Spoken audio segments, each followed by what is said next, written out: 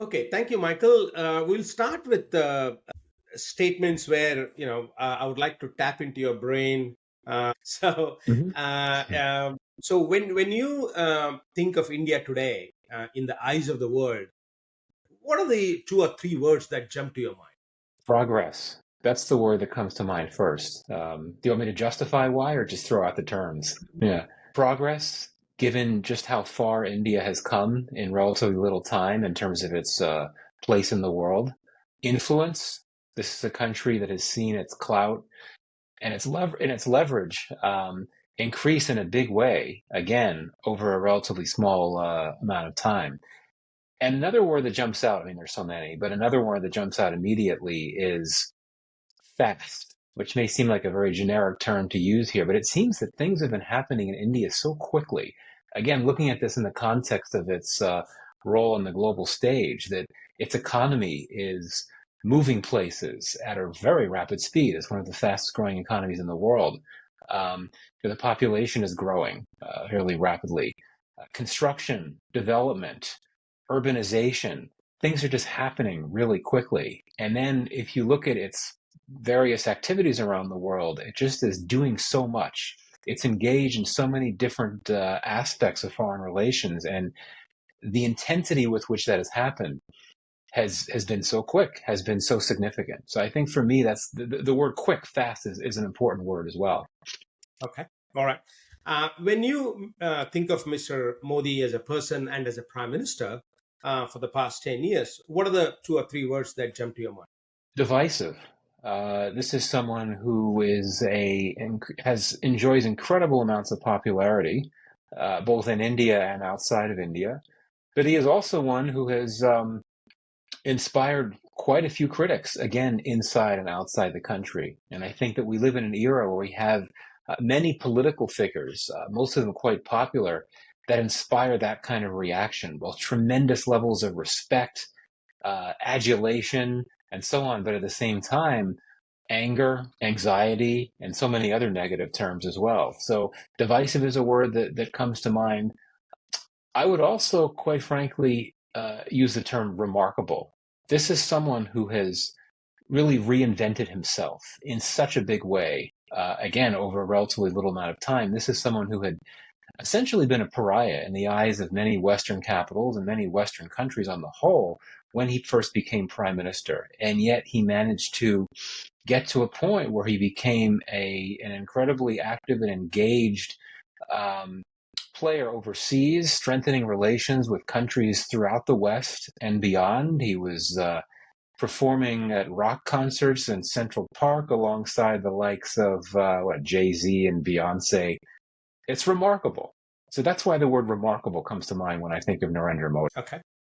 Thank you. Now let's come to your area of expertise. Now you've been in charge of the South Asia work center at the Wilson Center since 2007, which is more than 15 years. Now I'm of the Indian origin, and I have lived in Australia for almost 30 years. Even now, I find it hard to fully understand the Western psyche. In my opinion, the gap between the Eastern and the Western cultures is too big for anyone to fully understand, let alone be in a position. What has been your experience, and how sure you are about your understanding of South Asia? I think it's important that we be very humble about our expertise and level of knowledge. Indeed, I've been studying and researching, reading, writing on South Asia since 2007, when I assumed the South Asia portfolio at the Wilson Center. But I think it's important for people like me who are not of the region, from the region, we should be careful about how we describe ourselves. I don't consider myself an expert. I consider myself a specialist. But I'm not from the region. I've never lived in the region for an extended period of time.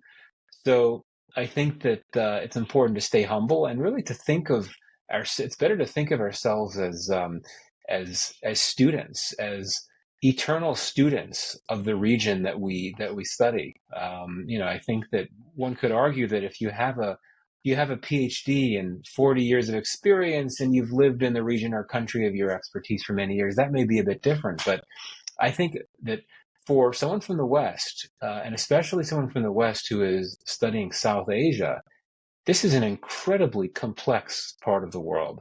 I guess the whole world is complex these days, but I would argue because of the the history and because of the the demographics and so many other aspects of South Asia, it's an incredibly complex sense to make sense of. And I would think that many South Asians, many Indians would have that challenge as well. I don't profess to be an expert of my own country because we're always learning. So I think as long as we're humble, things will Sure. work out just fine. Okay. Okay. I'm from South India originally, and I don't understand much of North India either. So I mean, large variations also. Okay. Let me give you a specific example to further explain my previous question. You may have seen the joyful scenes across India during the consecration ceremony of the Ram temple in Ayodhya. Even Indians living abroad joined the celebrations.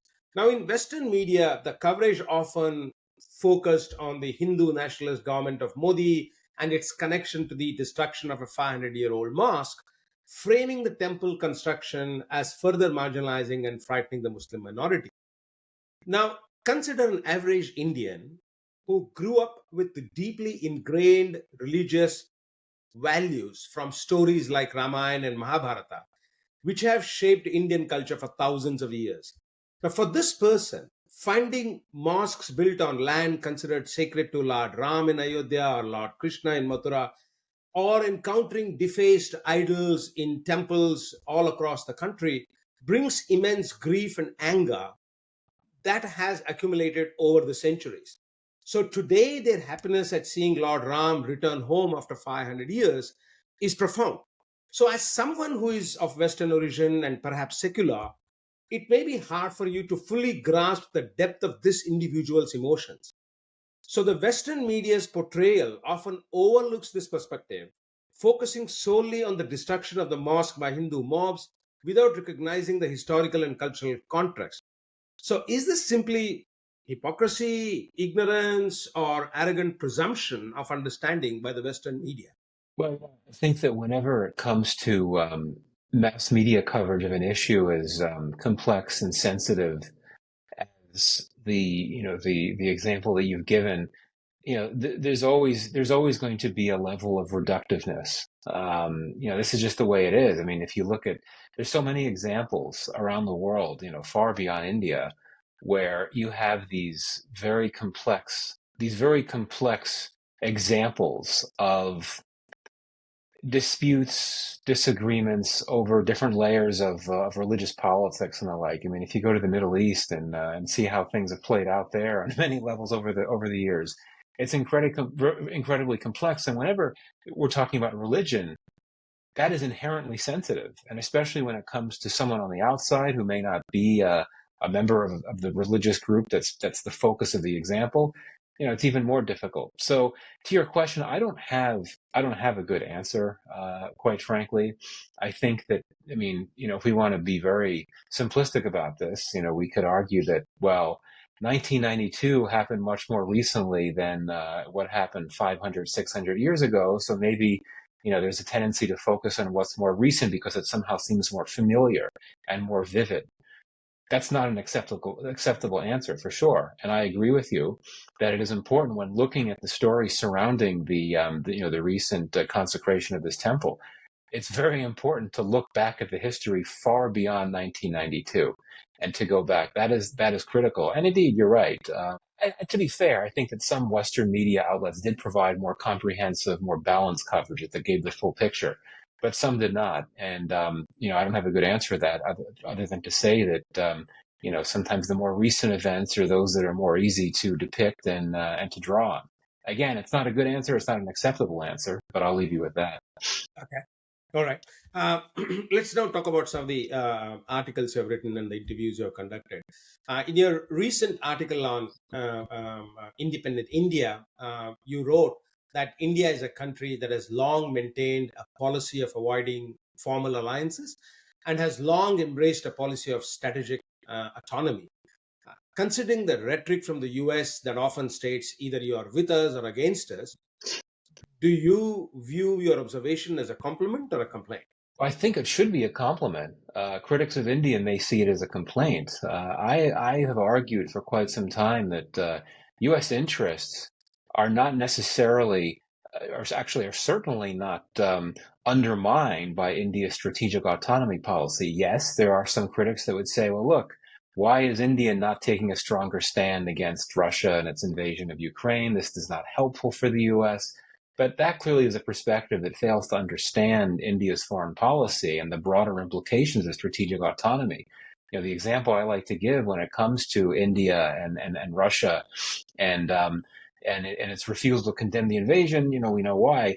This provides certain types of diplomatic space for India that can be helpful. India, as I understand it, or should I say New Delhi, as I understand it, is one of the only governments that has been willing to be a friend of Russia and at the same time publicly call on Russia and on Putin to wind down the war, to de-escalate, to focus on talks to end the war. I can't think of any world leader that could be sitting next to Vladimir Putin and say, we need to end this war.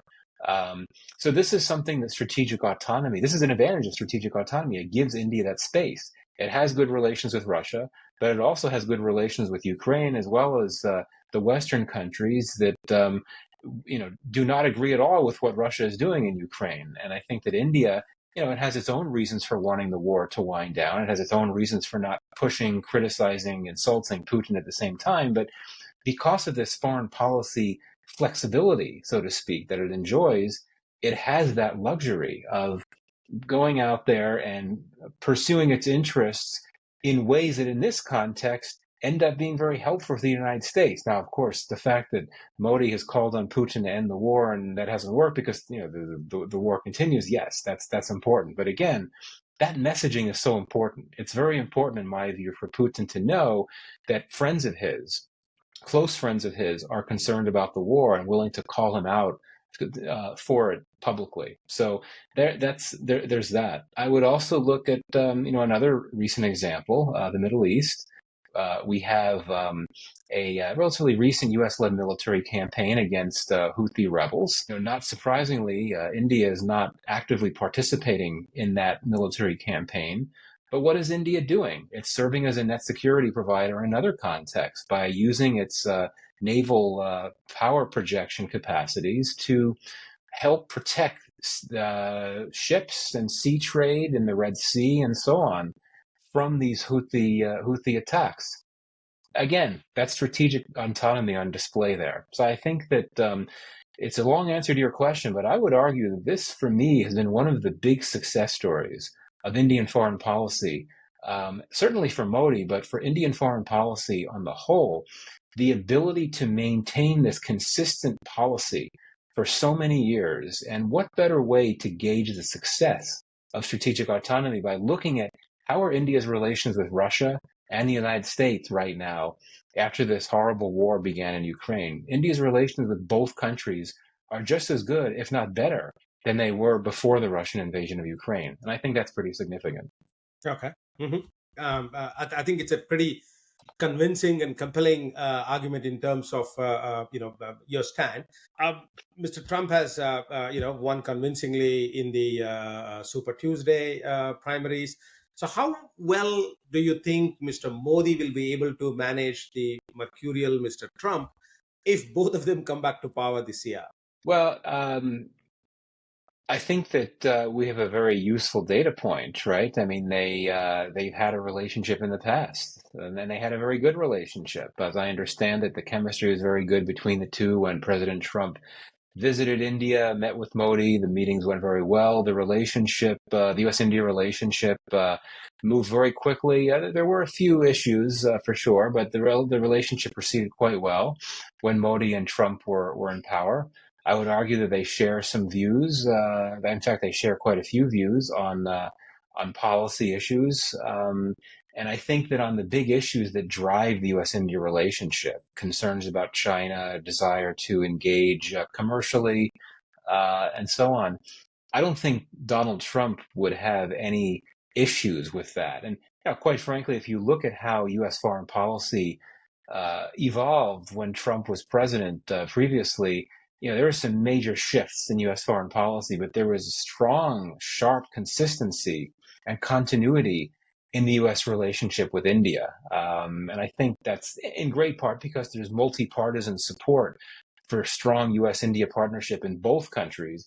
But certainly Washington, and even someone like Donald Trump, who was viewed as a maverick, who had such radically different views on foreign policy, even from many of his Republican predecessors, it was the same story with the relationship with India. His positions on some trade issues, the tariff wars, and all of that didn't go over well. I know, of course, in India, but the personal relationship that he had with Prime Minister Modi was not impacted. So, I do think that there are many world leaders that would be very concerned if Trump returns, but assuming Prime Minister Modi is reelected, and if you have a President Trump again, I think that Prime Minister Modi would be perfectly comfortable with that development, and I think that President Trump would be perfectly comfortable engaging with Modi. Okay. Now, in the documentary, I'm calling India's relationship with the US as the soulmate of the sole superpower. To what extent do you think Indian diaspora has, facilitated this blossoming relationship?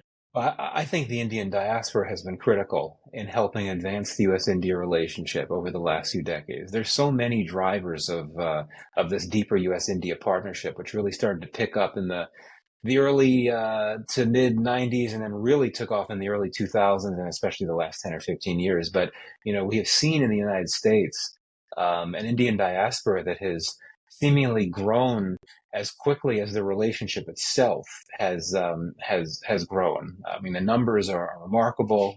The Indian diaspora is, of course, one of the largest diasporas in the United States at this point, and this is not just a diaspora that's represented in medicine or science or whatever the case may be. It's everywhere. I mean, it's present, and that includes politics and policy. So that means that you have many Indian Americans that are involved in policy, either through advocacy or as elected officials themselves, or whatever the case may be. But my point is that you have had many Indian Americans that have sought to do their part to try to advance the relationship, through advocacy and so on. And I think that's important. I would also argue that there's a soft power element to this. I would argue that for a number of years, going back to the last few decades of the Cold War, and perhaps even before that, India didn't have a terribly positive image in the United States. But I think that the diaspora has been able to soften that image just because, common Americans get to know India through their Indian American neighbors, or through Indian American classmates, or Indian American coworkers, or the Indian American that works at the store down the street, or whatever the case may be. And, that entails conversations, learning, cuisine, learning about Bollywood, whatever the case may be.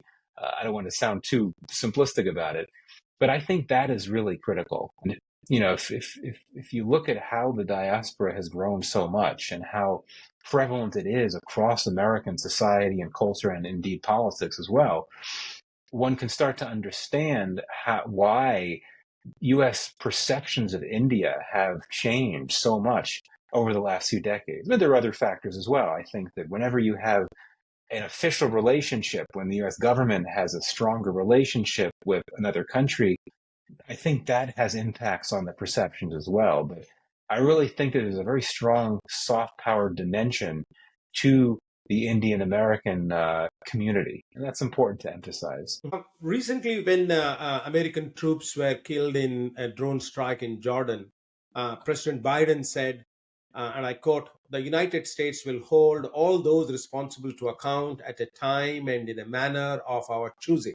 Now, tomorrow, if the Indian Prime Minister were to make the same statement against India's enemies, would the Western leaders and media extend the same understanding and support? Well, that's a good question. I mean, it may depend on what enemies we're talking about here, right? I mean, if we're talking about, let's say a horrific terrorist attack in India carried out by Islamist terrorists, I think that you'd have a lot of support. You definitely would have a lot of support from the U.S. and its Western allies and partners in uh, showing solidarity with India and pledging whatever support is requested. But it's all very relative. And I think this gets into some interesting questions about the nature of US India relations, right? I mean, they certainly see eye to eye on a number of shared threats and shared challenges, whether you're talking about China's growing role in the world, or whether you're talking about Islamist terrorists, or whether you're talking about a very different, non-traditional kind of threat like climate change. But there's always going to be other examples, I think, and this really has come out, in recent years and really in recent months with the Khalistan issue, and the way in which we've seen the relationship impacted by India's concerns about Khalistan Khalistanis based in the United States, based in Canada for that matter. The U.S. certainly does not view Khalistanis as threats, and certainly not in the same way that it views Islamist terrorists. But of course, for India, it's a very different story. I mean, I don't need to tell you about the history going back to the 70s, 80s, and into the early 90s. And I've written about this, and I think that it's important to acknowledge this disconnect, even in a very close partnership like the U.S.-India relationship. There's going to be things where the two sides don't see eye to eye, and part of a strong partnership is working through those issues. The U.S. government, for good reason, was very upset about this alleged attempted assassination, again, allegedly orchestrated by an Indian official. But, I think what's heartening is that, unlike in the Canada case, you saw U.S. officials take this up privately, quietly, behind the scenes with Indian interlocutors, not going public about it, not making it into a big political issue.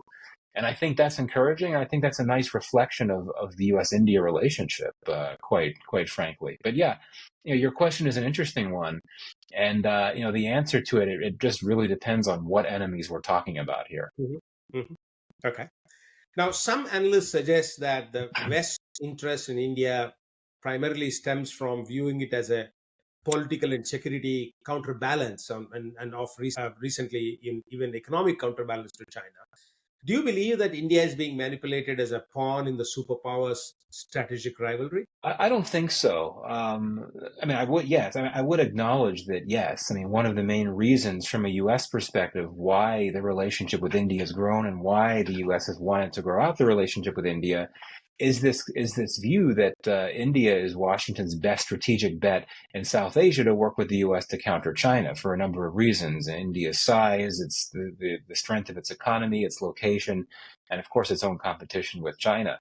But I would argue that there are many dimensions to U.S.-India relations, and there are a number of tracks in the relationship that are completely unconnected to China and even to great power competition. If you look at, for instance, educational exchanges, there's been a lot of cooperation in the scope of science and technology.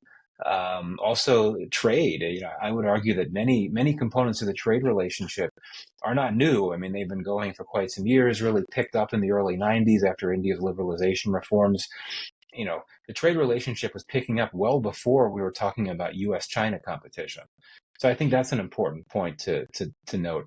Another thing I would say here is it would be, in my view, it would be inaccurate to say that, the U.S. is trying to make India some type of pawn in its great power games and its geopolitical games, just because the U.S. and India see eye to eye on many of these issues, particularly the China issue.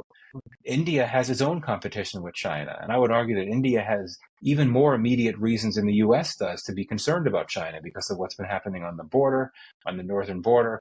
The Chinese naval presence in the Indian Ocean region, how it's grown, its military base off Djibouti, the fact that you've had Chinese vessels spotted near the Andaman Sea.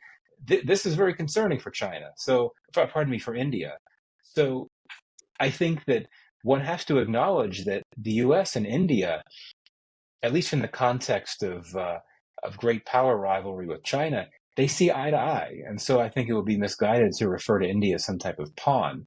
And I also don't agree with the contention that some have put out there that India is meant to be a junior partner to the US. That is clearly not true at all. And I think that we've seen a very equitable relationship. If you look at the different levels of security cooperation, and if you look at all the different aspects of this relationship on the whole, there's a lot of give and take on both sides. And even if you're looking at something like FDI or investment, sure, there's been a lot of money, a lot of investment pouring into India from the US, but India has been quietly investing in the United States as well with these major companies that have a presence here and that are investing here.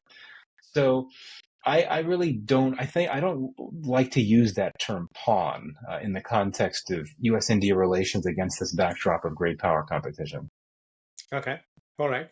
Now, at the recent Raisina dialogues in Delhi, Mr. Jaishankar, our Prime Foreign Minister, suggested that it's not Russia, but China that the West needs to focus on and confront headlong, as China is the main culprit in trying to destabilize the rules based world order.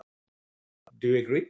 I don't agree, and I think this is another reflection of how you have different outlooks emanating from the West and emanating from India. I mean, I think that he was correct in the sense that China is absolutely a concern, and indeed it does threaten the rules-based order, and we see that nearly on an everyday basis in terms of its maneuvers and its assertive and aggressive positions and postures that it takes from the South China Sea to the Taiwan Strait, and of course the line of actual control as well. But Russia is very much a threat and a concern for the West, and I would argue that there are few things that undermine a rules-based order more than an invasion of another country.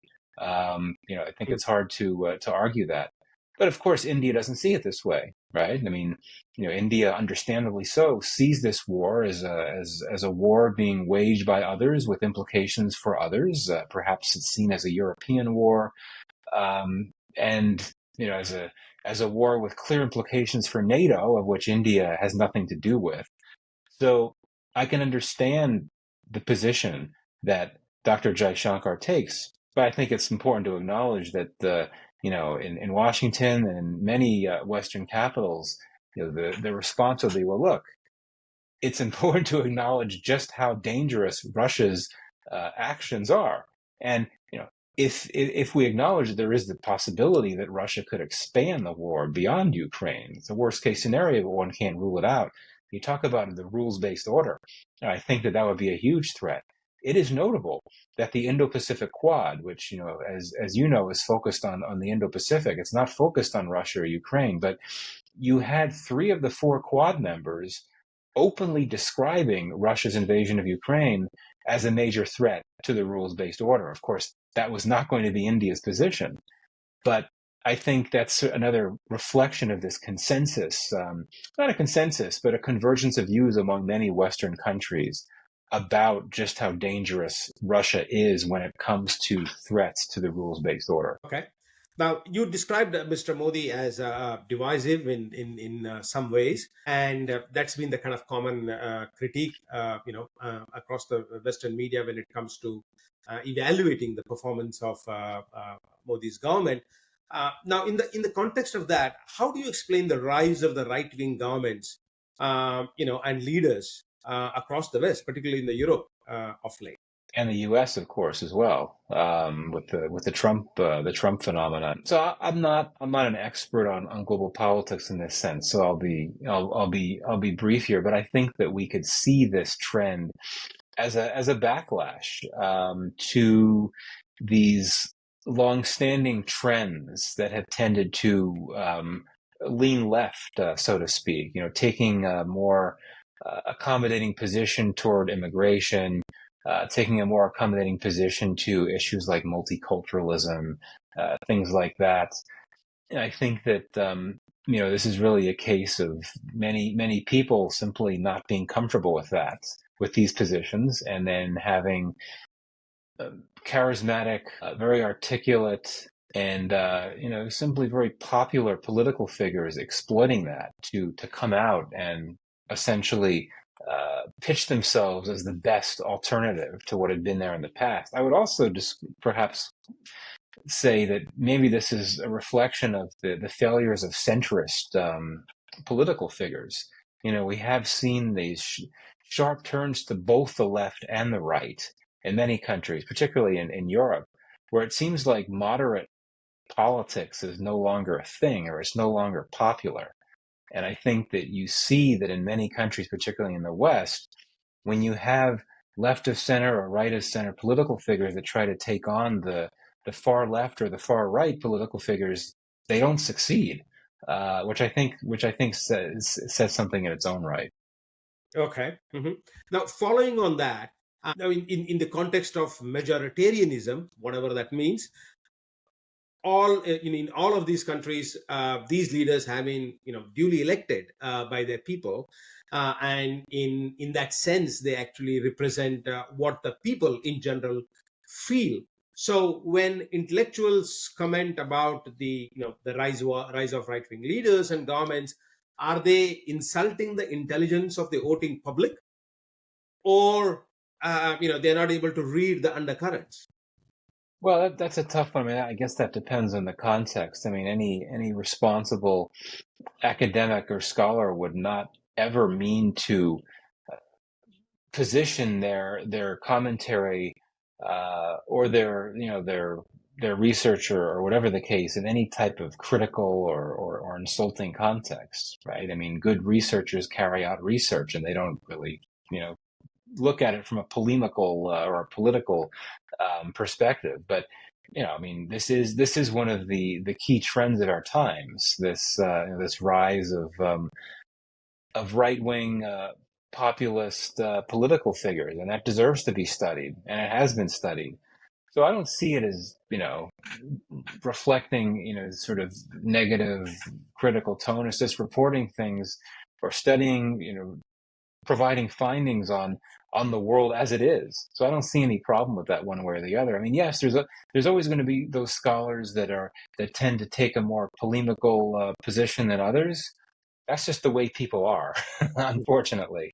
And I've always been someone who tries to uphold principles of civility and so on. But we're dealing with some pretty difficult terrain here. We were talking before about religious politics and the whole issue about the new Ram temple. When it comes to politics of any type, right wing politics or whatever, there could be a lot of sensitivities there, and particularly when you have people from far away, so to speak, weighing in on these things. It's obviously going to generate concerns that you have people that don't really know what's going on, that don't have the lived experiences, so to speak. I certainly could acknowledge that critique, but good scholarship shouldn't raise those kinds of questions. Okay, let's talk about Pakistan. You're one of your core areas of expertise. Is it fair to describe Pakistan as the snake in the backyard?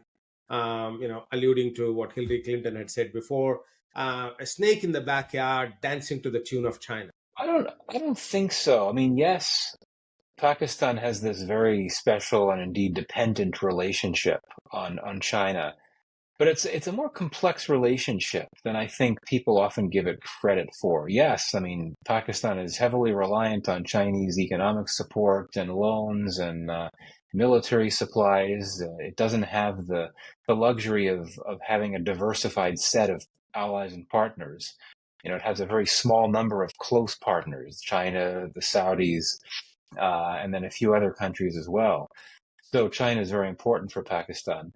But you look at how this relationship has played out over the years. We've seen, I would argue, over the last few years, China stepping back a bit in the sense that the BRI has lost momentum in Pakistan because China has become increasingly concerned about Pakistan's economic stress and growing security threats to Chinese investment assets in Pakistan. We've also seen a lot of messaging from Pakistan, including from senior army leadership, about the need to improve relations with the United States. My sense is that Pakistan, it doesn't want to be in the China camp per se. It wants to have that close relationship with China, but it also wants to balance that relationship with workable ties with the US and other Western players. And I think that these days the main motivation for that is economic, quite frankly. Pakistan knows that the U.S. and other Western countries are key trade partners of Pakistan. The U.S. is Pakistan's largest export destination, which is a very inconvenient fact for those that subscribe to the anti-American narratives in Pakistan. So I think that it wouldn't be fair to say that Pakistan is there, dancing to the tune of China or to anyone for that matter. It really wants to balance its relations, and we talk about India as this non-aligned state that practices strategic autonomy. Pakistan wants to have that type of policy, and it doesn't have it can't in the sense that its economic needs means that it has to be very reliant on a number of countries, which deprives it of the flexibility and independence it would like to have, which India has. This is why Imran Khan was suddenly very complimentary of India when he was basically celebrating India's independent foreign policy in reference to its position on the war in Ukraine. So, yeah, I think that Pakistan it certainly depends on China, but it's pretty dependent on a number of China's rivals as well, including the United States. When we talk about India and Pakistan, Kashmir becomes front and center. The new Prime Minister of Pakistan, in his very first address, has raised the Kashmir issue again, as if all the problems of the country are tied to Kashmir. Why is Pakistan so obsessed with Kashmir, in your view? I think that this is a narrative that has been put out there by the Pakistani security establishment for many years, tied to this notion of a continuously uncompromisingly hostile relationship with India that is threatening to Pakistan's interests. And so it connects India's policies in Kashmir to this notion of India posing this threat, even an existential threat to Pakistan. And one of the main reasons why Pakistan's military has promoted, even if not explicitly but implied, this notion of India being an existential threat to Pakistan, it's meant to give legitimacy to the Pakistani military and meant to justify the outsized role it plays in politics. This idea that it needs to be Pakistan's protector. It's the only institution that stands between Pakistan and an aggressive and threatening India.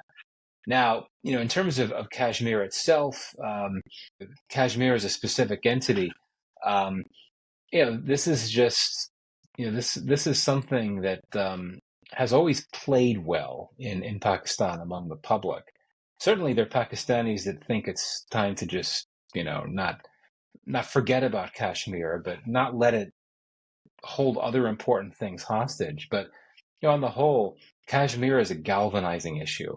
And I would argue that it is also in some ways a unifying issue for many in Pakistan. And this idea that what India is doing in Kashmir is wrong and got to go back to the UN and we'll talk about this plebiscite and all of this. I think that Pakistan is not typically a very united country. There are a lot of fissures. And I think that for the state and particularly for the establishment looking for ways to try to imbue the country with patriotism and bring people together, I think the Kashmir issue is one way to do that. And indeed, we see that any political party worth its salt in Pakistan is going to take the same position on Kashmir. It would be, I think, tantamount to political suicide to have a political party, a political leader say, well, let's forget about Kashmir, let's move on from it. It would be political suicide, and that's because so many in Pakistan, as well as the army, of course, would find that position to be completely anathema, so to speak. It's obviously it's a complex issue in Pakistan, and there are many reasons, many ways that one could answer your question. But I do think that one has to look at its the way in which the issue is perceived by so many Pakistanis, is just how so many people feel the same way about it, and that's important politically, strategically for the powers that be. I'm talking about those above the political parties, the security establishment, which has such significant levels of power. Okay. Now, Afghanistan has played a critical role in the relationship between Pakistan and the USA mediated by Taliban, India has built close economic and cultural relationship with Afghanistan despite the meddling by Pakistan. Now, how do you see the dynamics between Pakistan and India with Afghanistan in the middle? Well, clearly, Afghanistan has long been a battlefield for India-Pakistan competition. I mean, they've sought to carve out influence and clout in Afghanistan for many years, and it's played out in very different ways, for sure. And Afghanistan, unfortunately, is caught in the middle of this. And this is a common trend, I would argue, in South Asia that power politics tends to drag in some very vulnerable countries that would much rather not get caught up in that. And I think that you could talk about that in a broader context of U.S.-China competition in South Asia. But indeed, India and Pakistan are competitors. You could call them rivals. You can call them competitors as well. They're competing for influence. Pakistan doesn't really have the capacity to compete for influence in much of South Asia, just because it doesn't really have strong relations with any South Asian countries, with the exception of Sri Lanka, perhaps. Um, it's had a very tricky relationship with Afghanistan for sure, and it's interesting that after the Taliban came back to power in 2021, many expected that Pakistan would become very influential and dominant, even as an external player in Afghanistan, because of its long-standing relationship with the Taliban. Things have not worked out that way, of course, and I think that it's sort of one of these very striking truisms right now, sort of looking at how things have played out in Afghanistan several years after the Taliban takeover and U.S. withdrawal. India is actually on the front foot in Afghanistan. In Taliban-led Afghanistan, India's on the front foot, Pakistan's on the back foot, right? Pakistan is experiencing deep tensions with the Taliban over border issues, over terrorism issues. India has quietly, partially reopened its embassy. It's engaging to some degree with the Taliban. The Taliban has called for good relations with India.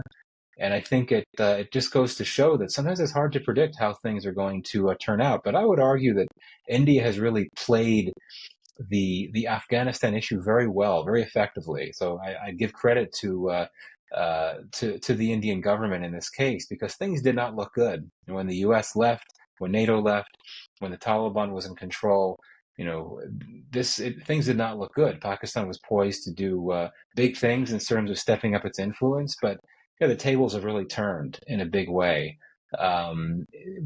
which I think is just very striking. And again, go back to this issue of strategic autonomy, right? India has no reason to close itself off from the Taliban. It doesn't have a good reason to formally recognize the Taliban regime, but it has that flexibility to engage with the Taliban in ways that can help serve its interests. And I think that it certainly, from the perspective of India's interest, it makes sense to have open channels with the Taliban and to have diplomatic facilities in Afghanistan. I think that it makes it easier for the Indians to engage with the Taliban, to convey its concerns. I think it makes it easier for India to monitor security concerns in Afghanistan. And in that sense, I think that India really is again showing its abilities to play that role of a strategically autonomous state from a foreign policy standpoint. Okay. Mhm. My concluding question is that one of the narratives of the Modi government in terms of its achievements in the last 10 years is that we are fast becoming the Vishwa Guru or the Vishwa Mitra, the friend of the world. And it's bolstered by achievements in terms of climate accord and vaccine diplomacy, and also the champion of the global south.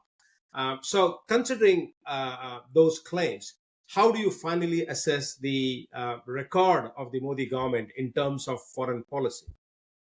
And India really has become a critical global player. I'm not sure if I would describe it as a world power in a literal sense, but this is a country that has really reached a point where everywhere, every region in the world views India as a critical player, and India has really expanded its engagement throughout the world, especially in the developing world, but also with the West. And I think here one has to give credit to Modi. I would argue that Manmohan Singh, Modi's predecessor, he did an impressive job of strengthening relations with the West. He of course took over, not long after India first began to open up to the world, and not long after India had been dealing with sanctions after becoming a formal nuclear state. So credit to Manmohan Singh for taking India's relationships with Western countries forward, and especially with the United States. Let's not forget that Manmohan Singh staked his political survival on a single agreement with the United States, a civil nuclear deal. He won, so to speak. So I think I give credit to Manmohan Singh for really expanding India's role in the world, but I think that it's the Modi administration that has really ramped up that effort and done it with more rigor, with more panache, so to speak, and with more intensity in ways that I think have really been noticed, largely for positive reasons, by countries around the world. I think that India still has more ground to cover. Indeed, it is in a competition with China in the global south. And I think that if you look at certain regions like Africa and especially Latin America, China has an edge over India there. I think that India has a lot more to work to do in terms of expanding its footprint in many parts of the global south beyond Asia, particularly in Africa and Latin America. But if you look at where India is now compared to where it was when Modi first took office, it really is quite extraordinary. I mean, India, it's not only engaged in regions and countries all over the world, but it has been balancing so well its relations with key rival players, whether you're talking about the Russians and the Americans, or the Palestinians and the Israelis, the Iranians and the Saudis, whatever the case may be. That I think really stands out. And the final point I'll make here, I'll be very candid about this. India's internal politics and its the domestic politics playing out have been viewed by many countries with concern, both in the West and elsewhere, particularly in the Muslim world. A lot of concerns about what's playing out internally in India, but they are not going to let that get in the way of their strong desire to engage very intensely with India. And there are many observers that have said, well, there's some troubling things happening in India when it comes to the treatment of Indian Muslims. So why do we not see countries in the Muslim world calling this out, stepping back from their relations with India?